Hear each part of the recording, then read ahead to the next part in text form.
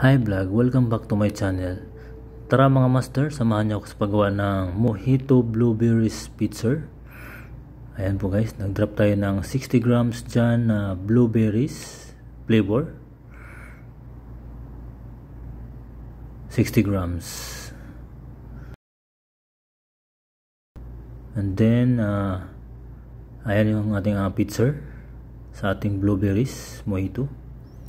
And then, kuha tayo guys ng mint at saka lemon para sa ating ingredients.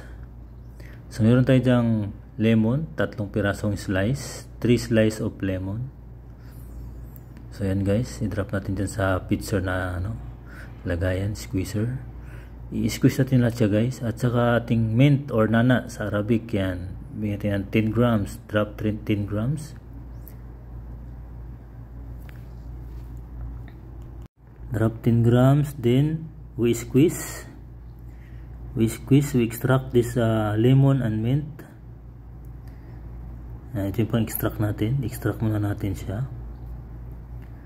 Yan, squeeze lang, yan lang, kinat ko lang yan guys para mabilis. After that one guys, maglagay tayo ng soda. Ayan, 3 pirasong soda para sa ating pitcher blueberries na mojito. 3 sodas.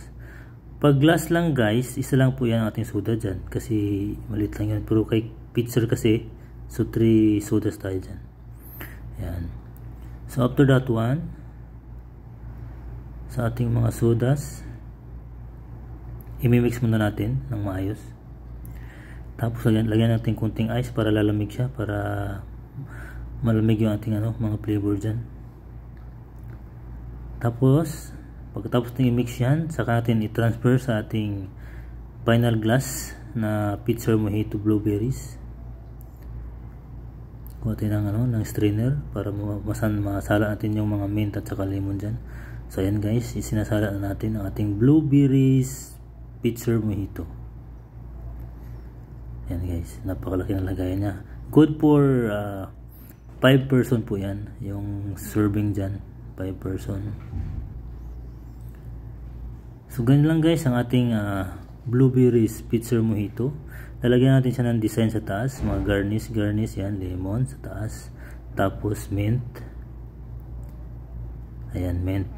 So yan lang guys ang ating pinaka final product ng ating blueberries pitcher mojito. So thank you guys for watching. Babu.